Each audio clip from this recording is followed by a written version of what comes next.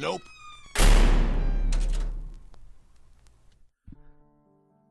Hi everyone. I'm writing this as somewhat of a warning, but also as a slight cry for help. I don't know who else to turn to that may take this seriously, and I know this community is often eager to help in situations like this. A few months ago, in late July, I attended a music festival with my girlfriend, Debbie. This particular festival was in a small Wisconsin town called Twin Lakes. It went on from Thursday until past midnight on Sunday, so by the time we left the last show, trudged through the mud, packed up the last of our belongings from the campsite, and drove past the stampede of fellow festival goers, it was pretty late. Her and I have attended this festival for the past 4 years. It's pretty much common knowledge amongst the community that cell phone service is completely gone after the first day. I think it's the combination of being in a small town and randomly filling a small area with thousands of people that causes the service to dissipate so quick. Because we were aware of this, we fully expected to not have use of our phone's GPS system to help us navigate the town.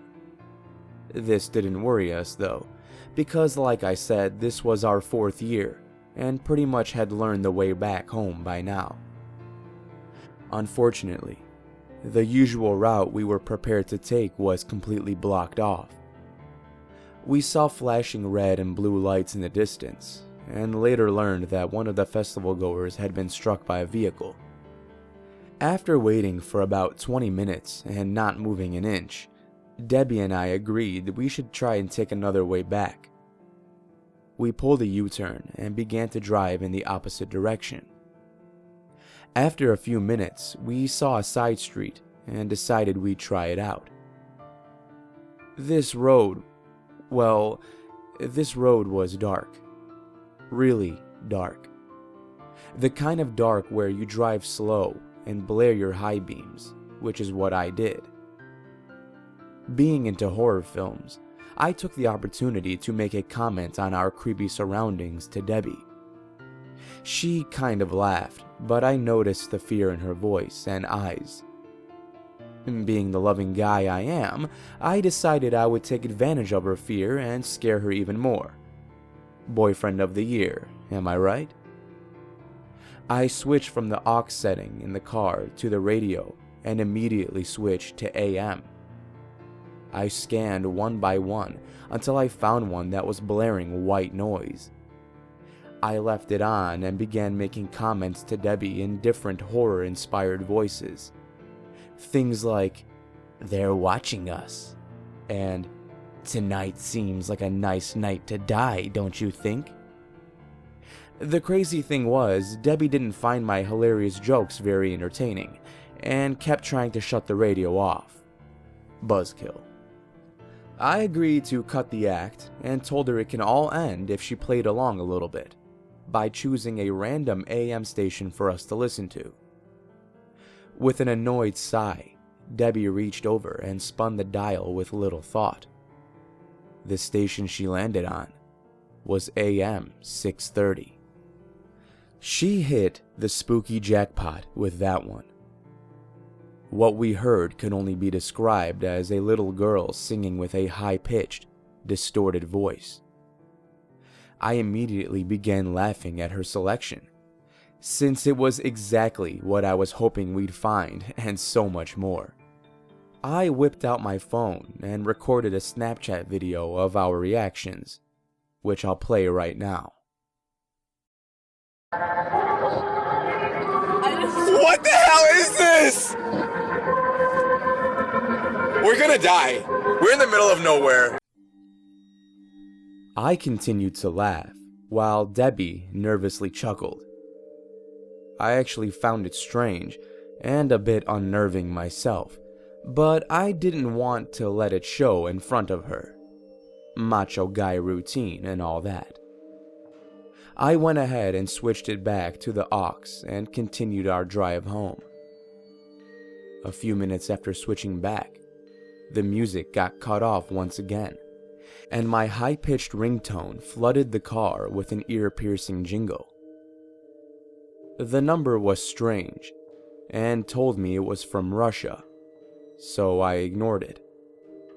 I had recently purchased a URL from GoDaddy, and made the foolish decision not to make it private, so my mobile number was made public for all the spammers to find.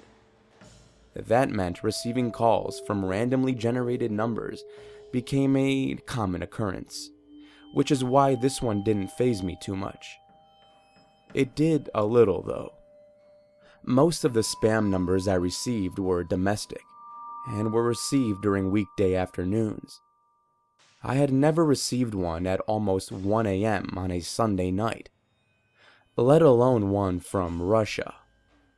Not too long after receiving that call, I received another. Again, it was an international number, this time from Morocco. I figured it was the same person as before, using the same random number generator, and once again I ignored the call. A few minutes passed when, you guessed it, another call. This one, though, was in fact domestic. The call was coming from Phoenix, Arizona. Since this was from inside the US, and I was finally angry enough to answer and chew out the solicitor on the other end, I picked up. I wish I didn't. I angrily answered, "Hello?" several times, and didn't receive an answer. Usually that would be my cue to hang up, but I was so annoyed and felt persistent, not to mention Debbie was watching, and macho guy routine. I knew someone was there because I was able to hear some background static, and the faint sound of someone breathing. "Hey, asshole, I know you're there. What the hell do you want? What can you possibly be trying to sell at this hour?" The silence lingered for a few more seconds before it was broken. I began to hear music, but not just any music. It was the same style of music we heard on the creepy radio station we had just turned to before receiving the calls. I felt my face get flush and sort of just froze up, phone still on my ear. I don't know how long I sat there like that before I was snapped out of it. I hadn't realized what snapped me out of it until Debbie broke the silence in the car. "Ugh, what does he want?" I looked in the rearview mirror and saw what Debbie was referring to. There was a pickup truck tailgating behind us that had flashed its lights. The driver did it again. Just one quick burst of their high beams in our direction. I had no idea what they could have wanted. I was going 5 to 10 miles over the speed limit, so it wasn't because I was impeding traffic. It was a 2-lane road with no oncoming vehicles, so even if they were in a hurry, they could have easily just gone around us and sped up. At this point, I was still on the phone and still not heard anything but that music coming from the other end. For whatever reason, I didn't hang up, and I was too distracted by the tailgater to try and pry more info from the caller. After about 30 seconds of being dangerously close to our car, the truck finally began to switch lanes in an attempt to pass us. It was dark, so I couldn't see into the driver's car through their windshield, and when they were beside us, we realized their windows were tinted very dark, definitely past the legal limit.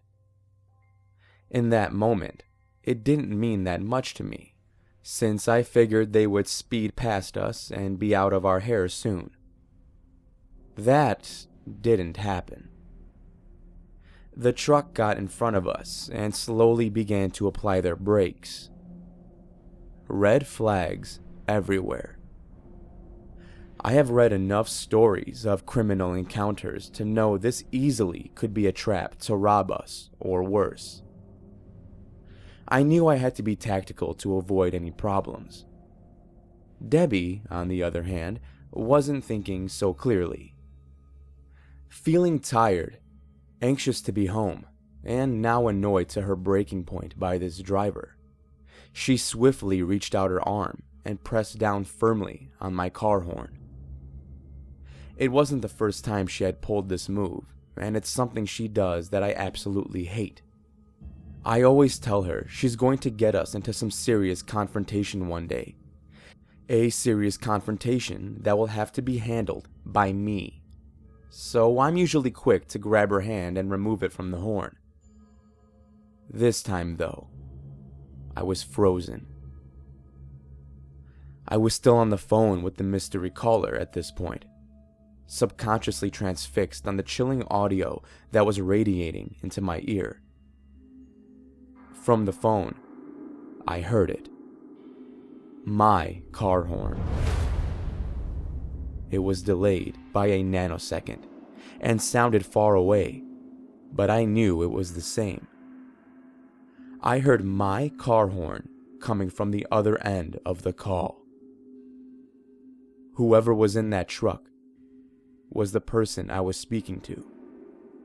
The person who called us with the suspicious numbers. The person who was playing the same radio station we had randomly discovered.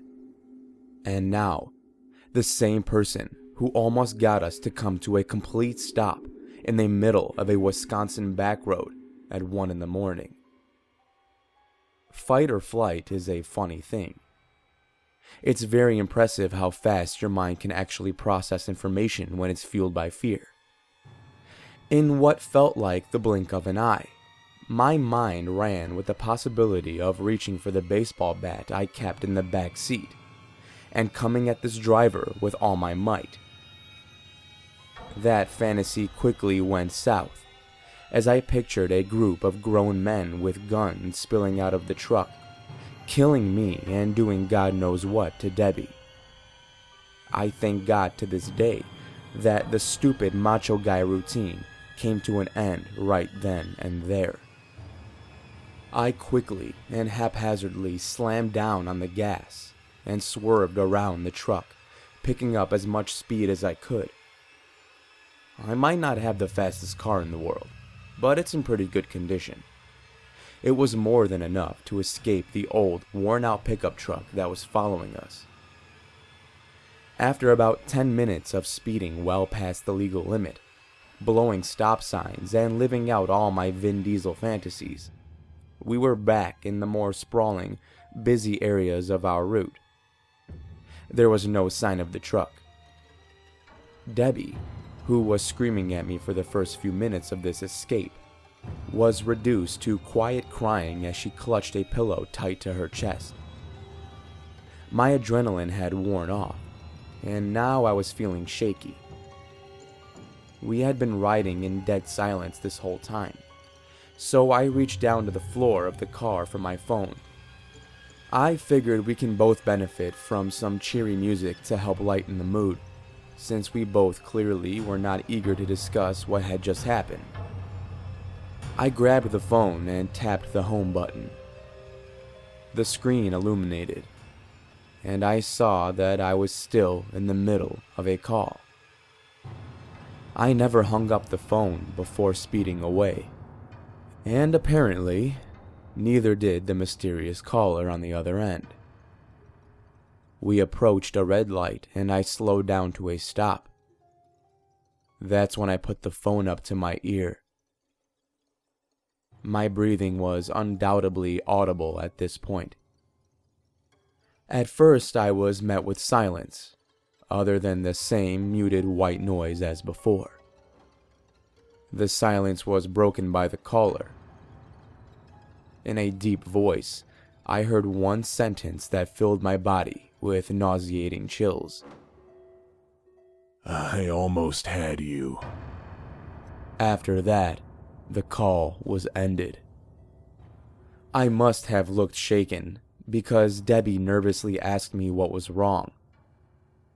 I simply shook my head without a word and continued driving. About 30 minutes later, we arrived home. At that point, we were so exhausted that we walked inside, decided to leave unpacking the car for the next day, and dropped into bed without even bothering with showers. The next morning, I grabbed the keys and went to bring the car closer to our apartment entrance in order to speed up the process of emptying all the camping gear. I got to the car, and when I hit the unlock button on my keys, I didn't hear the sound of the doors unlocking. Instead, I heard the dull thud of the locks remaining the same. In our tired days the night prior, we had neglected to lock the doors. I peeked inside the car and saw that everything seemed to still be there, including some cash that was visibly strewn across the passenger seat. I figured we had gotten lucky and proceeded to get inside. Right away, I knew something was wrong. It was the smell. Whether you know it or not, every single person has a scent. You can smell it when you walk into certain homes, or smelling someone's worn clothing. In that moment, I was picking up a scent that didn't belong to me or Debbie. It wasn't bad per se, but it was undeniable. Slightly musty with a hint of menthol. I got out of the car and inspected it once more. Again, nothing seemed to be out of place. I took a breath and told myself I was imagining things. I climbed back into the driver's seat, this time ignoring the unusual smell. I stuck my keys in the ignition and fired up the car. I almost jumped out of my skin when the radio began to blare. I could have sworn we had turned it off, but hell, I thought we had locked the car doors too. It wasn't the radio being on that scared me. It was the fact that the radio was on its loudest setting and programmed to AM 630. I could almost hear my heart beating rapidly as I stared wide-eyed at the console. I knew, for a fact, we had switched to the aux setting. I just knew it. The radio station was no longer playing the same haunting sounds as the night prior, and was now projecting the sounds of some obscure talk radio or news channel. At that point, I did not have enough energy to deal with this any longer. I turned off the radio and drove the car up to our building entrance. Debbie was waiting for me there. We both looked exhausted. Without speaking very much, her and I worked together and emptied the car. I parked it back in our spot, and that was that. There were no more weird calls other than the usual spam. No strange discoveries with the car, that radio station, etc. I tuned into it a few times and found that it was the same boring news channel. Since Debbie and I live in Chicago, I figured it made sense that it would change. Things went back to normal. That is, until last week. It started when I checked my phone in the middle of my lunch break at work. I had 4 missed calls, all from random numbers. The last one was the same Phoenix number I picked up on the way back from Wisconsin. That number had left a voicemail. In the voicemail, as you may have guessed, was the same creepy music we heard that night. There were no other sounds or voices, just that damn music. Since then, I've noticed a lot more cars with Wisconsin license plates. It's probably all in my head, I know.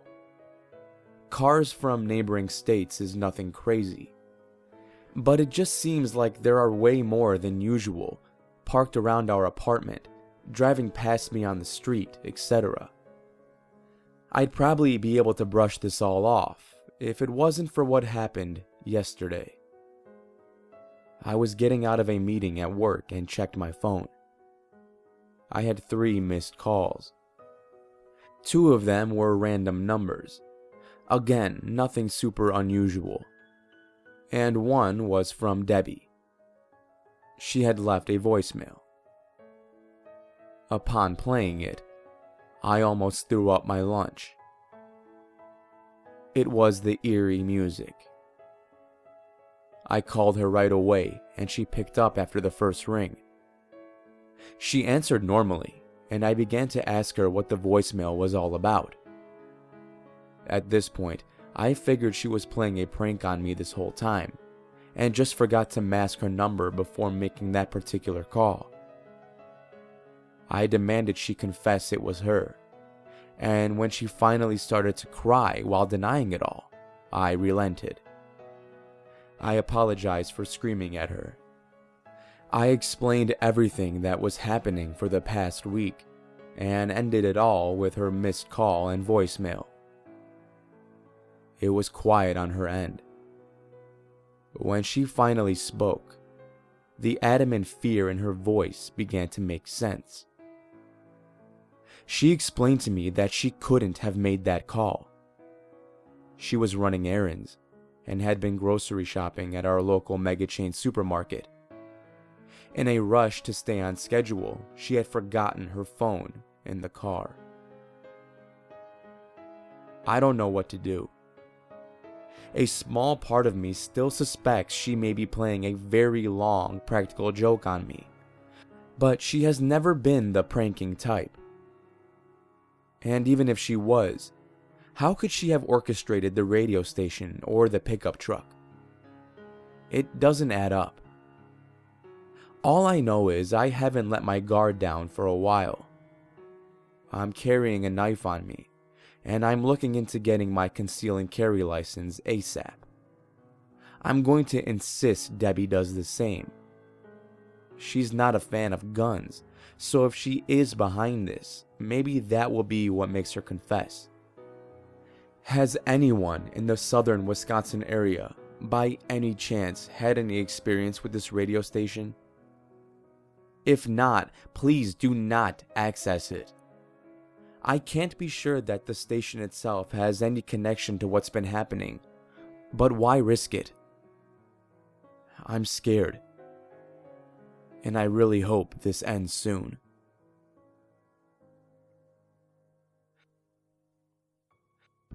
Thank you, dear listener, and I hope you enjoyed this week's story. If you did, you see that thumbs up button? Go ahead and destroy that for me, would ya? And if you haven't subscribed already, you can go ahead and do that by hitting the subscribe button on screen now. And hey, if you really dig the story and want to be notified when the next one is available, go ahead and turn on that bell notification, whatever you kids are calling it nowadays. If you do that, that's when you actually will be told when I'm uploading. Otherwise, I might just get buried in everything else. Alright everyone, the hiatus is over as you may have guessed, and it feels great to be back. October is going to be a fun month. I got a bunch of stuff planned. I'm hopefully going to be announcing something in the next video, so stay tuned for that. I can't really get into it just in case it doesn't happen. I don't want to be left with my foot in my mouth, so stay tuned. Until next time everybody, remember to stay safe out there. I'll be seeing you in the next video.